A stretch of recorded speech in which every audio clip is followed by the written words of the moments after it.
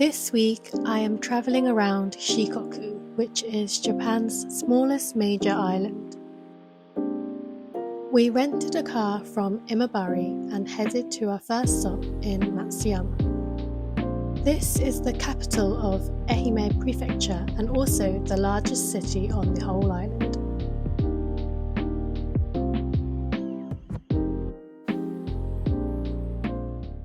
We first grabbed a drink at Starbucks, but this Starbucks was special as it had a small train museum inside. It celebrates the Botchan train, which is a popular attraction in Matsuyama. After our coffee break, we made a brief stop at Bansuiso Villa, which is a French-style house built in 1922 for a count. A pretty unusual piece of architecture for Japan. This building is close to Matsuyama Castle, which is one of the main attractions of the city. You can walk up, but it was incredibly hot, so we took the chairlift instead. There are no seat belts, so it is a little scary, but the views were really nice.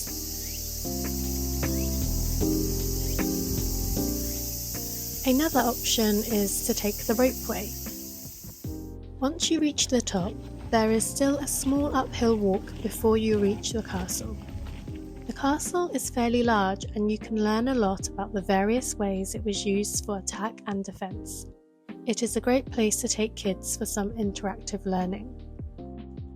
You can also enjoy amazing views of the city. We were fortunate enough to come here when a small festival was being held later in the evening, so we decided to grab food at the nearby restaurant whilst we waited for it to start.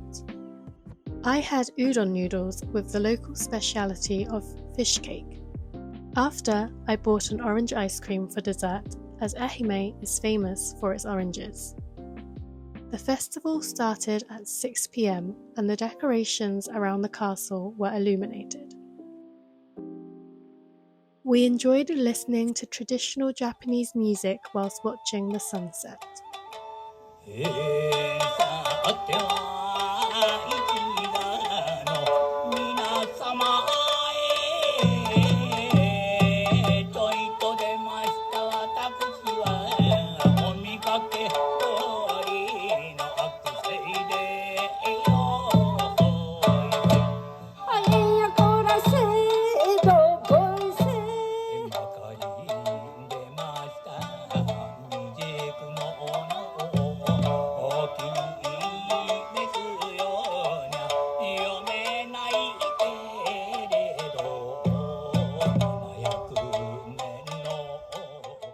On the way down, we took the cable car as the chairlift closes in the evening.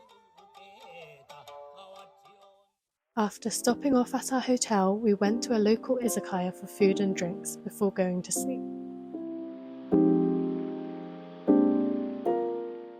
The next morning, we went to the famous Dogo Onsen, which is one of Japan's oldest hot springs. It is currently under reconstruction, but parts of the onsen are open for use. There is often a wait to go inside, and we decided to give it a miss as it was too hot. I'd also recommend Dogo Onsen Annex for a shorter wait. It is not as famous, but it is beautiful in its own way and has many baths which I enjoyed on a previous trip. I also found various foot baths around the city, such as in this cafe. We spent most of our time in this area in the shopping street, and I bought some cute Spirited Away stickers. In the afternoon, we drove to Iwayaji Temple, which is part of the Shikoku pilgrimage.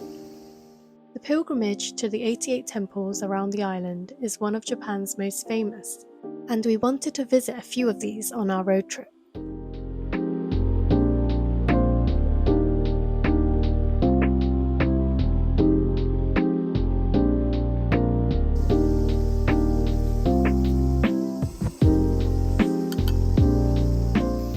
This first one we visited was so beautiful and really set the standard high for the others. The overgrown plants around the statues made it so atmospheric. The temple is along a cliff edge, and there is a part where you can climb up a ladder to a cave where pilgrims pray. Here, many people had left coins for good luck, so I decided to do the same.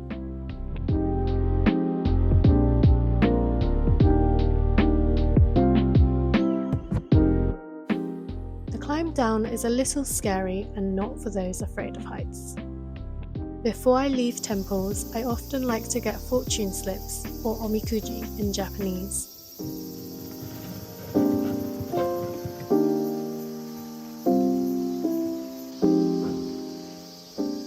We said bye to the temple and the stick insect friend we made and headed further south.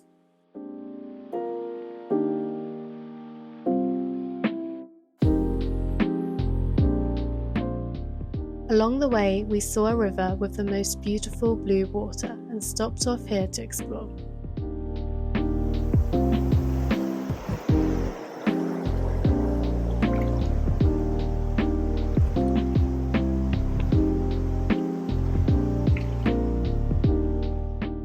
The water felt refreshing in the hot and humid weather.